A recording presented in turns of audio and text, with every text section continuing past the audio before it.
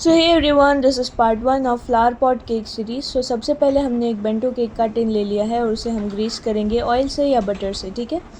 और उसके ऊपर जो है वो हम रख देंगे बटर पेपर।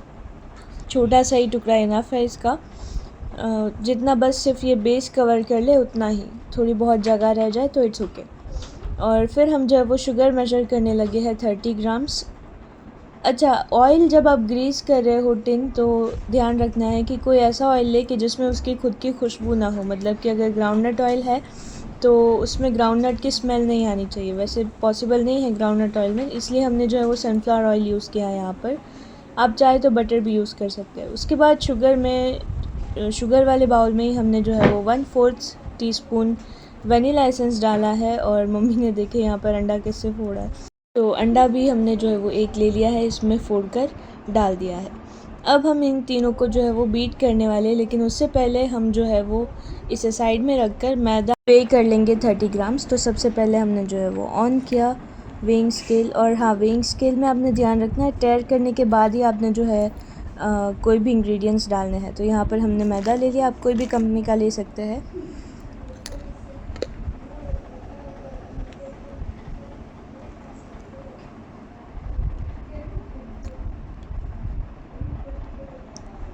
सो ये हो गया 30 ग्राम्स मैदा।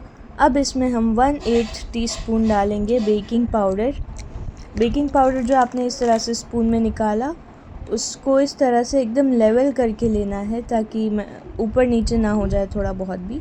सो अब जो है वो हम अंडा, शक्कर और वनीला एसेंस जो हमने एक बाउल में मिक्स किया था एक बाउल में निकाला था, उसे अब हम बीट करने लगे हैं।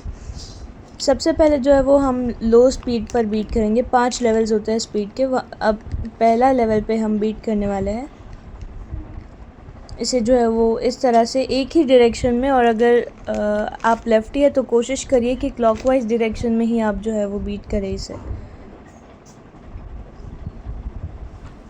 कंटिन्यूसली बीट करना है। और इससे क्या होता है कि एयर अंदर आती है। ये स्पॉन्ज की रेसिपी है ना, एकदम ऑथेंटिक है।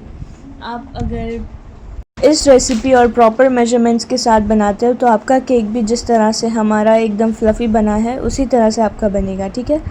तो बीट करने के बाद इस तरह से थोड़ी सी कंसिस्टेंसी आई है।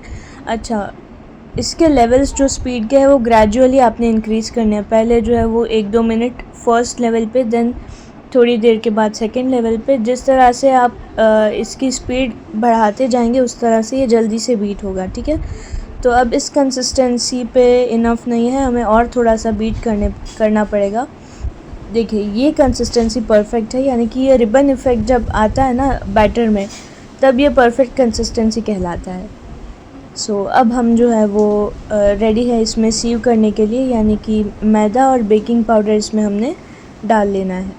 और ध्यान रहे कि छन्नी में छान कर ही हमने डालना है, यानी कि सीव करके ही डालना है, वरना इसमें लम्प्स बनने के चांसेस रहते हैं। तो सीव करके हमने साइड में रख दिया है सीवर। और अब हम जो है वो बीटर से एक बार अच्छे से मिक्स कर लेंगे। ओवर मिक्सिंग नहीं करना है, वरना फिर केक जो है वो फ्लफ़ी नहीं बनेगा और हार्ड भी बन सकता है। सो इस तरह से हमने बीटर से थोड़ा सा मिक्स करके उसे साइड में रख दिया है। And then cut and fold method से हम इसे इवनली मिक्स कर लेंगे ताकि हमारा बैटर स्मूथ हो जाए। ये देखिए, इस तरह से cut and fold, cut and fold, cut and fold, cut and fold.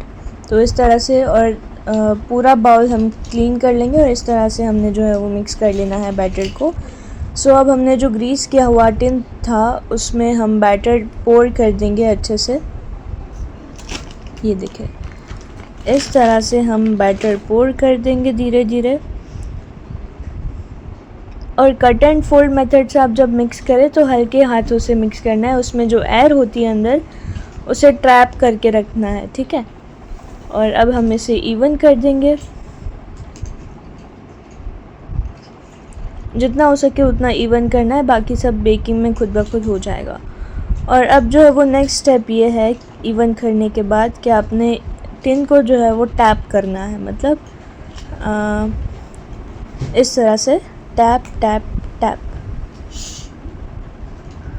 ये देखें, ये स्टेप बहुत ही इम्पॉर्टेंट और कंपलसरी है बेकिंग में। ओवन हमने जो है वो प्री हीट करने के लिए रख दिया था।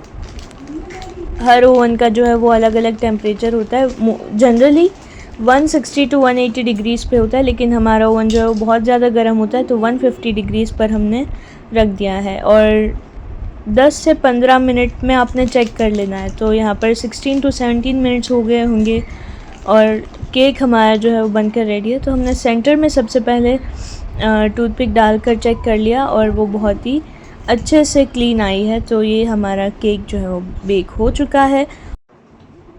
सो अब हम इसको जो है वो डीमोल्ड कर लेंगे। ये देखिए, केक अच्छे से निकल आया है। और अब जो है वो हम इस पर जो बटर पेपर नीचे लगाया था वो निकाल लेंगे। यहाँ पर जो बटर पेपर एक साइड से निकल नहीं रहा था, तो मम्मी ने वो यूज़ किया था टूथपिक। तो उससे थोड़ा सा केक का पार्ट जो है वो निकल आया, लेकिन उसको कैसे हैंडल करना है वो मैं नेक्स्ट वीडियो में बताने वाली हूँ।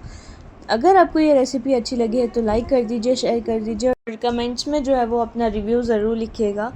सो मिलते हैं नेक्स्ट वीडियो के साथ। ये देखिए, यहाँ पर ये केक बहुत ही फ्लफ़ी सा बना है। आपने भी अगर ये केक बनाना है तो जल्दी से इस रेसिपी को ट्राई कर लीजिए। मिलते हैं नेक्स्ट वीडियो के साथ। खुदा हाफ़िज़, अपना ख्याल रखिएगा।